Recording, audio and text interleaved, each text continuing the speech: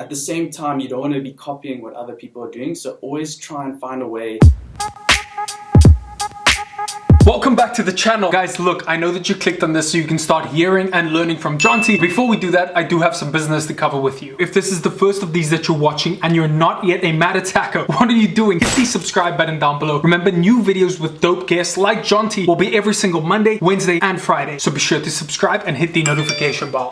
You guys know the drill. So over the past 2 days, I got in 2 workouts without missing a single day. All right, story time. So I found Jonty's sensational work through Chasing Africa, who I've mentioned before in other episodes. So his work is niched in landscape photography of Cape Town, and he's incredibly talented at it. That being said, his drone and portrait work is phenomenal. Yep, that is the same Catherine who I modeled with for Intersport. You know, these models always on their phones, Instagramming and shit. So for the beginner photographers out there, I reached out to Jonty for some insight from him for you guys. So what is one mistake that you see photographers repeatedly make that you'd like others to look out for? I think a lot of photographers tend to over-edit their photos. I was certainly prone to that initially when I started. And, with time, I started to realize that actually, what makes a photo look better is a subtle edit. You've got to find that balance between what is a little bit of editing and something that doesn't overpower and ruin the image. If a complete novice wanted to take the first step to becoming a photographer, what would that first step be? It's really important to just buy the camera, make the investment, and then go out and take photos. It's that simple. For me, I just bought my first camera, and once I'd made that heavy investment, then I was motivated to go out and take more photos. That's the only way you learn, is taking a lot of photos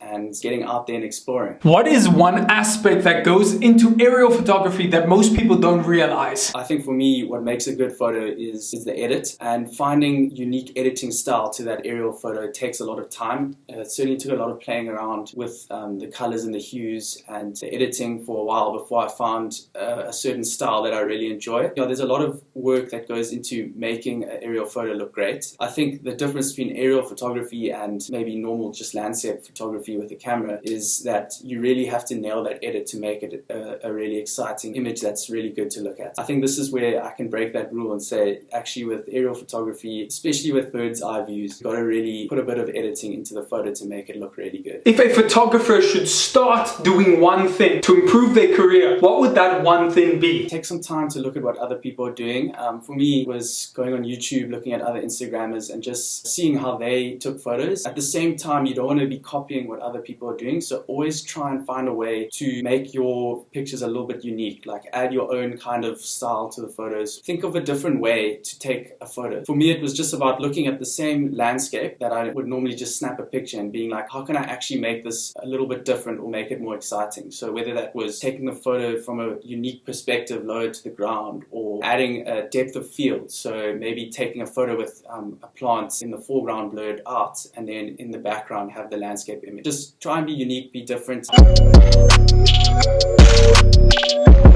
Yo, today's question comes in from Mad Attacker Zoe, and it says, what do you do during the day exactly? Okay, this is a great question, and I do want to encourage you guys who are new to the channel, because I know a lot of you are like old Mad Attackers who used to watch the Matt Ross daily playlist when I was doing daily vlogs. Go and check those out, because it will give you a more accurate kind of idea as to what it is I do during the day. That being said, I do want to answer the question, so I'm going to walk you through it. Have coffee, deal with some add-on based things. I have been making money through my Patreon, which if you guys want to join, it is linked down below. So I'll always be thinking of new content I can put out onto Patreon. I also have been doing music reviews with Submit Hub. I will always get in a workout, and then I spend my time either prepping the vlog for Monday, Wednesday, or Friday, or getting into contact with people who I want to feature on the episodes, or shooting new content for that. Or I am working on new Instagram posts, TikTok content. People think it's crazy, but I literally do spend all the free time that I have working. I know I covered this in another question of the day a while back. I know what my passion is, and so all the time I have available, I want to put into my passion. And so my recreation, my free time, I spend working. And that's why I work such a lot.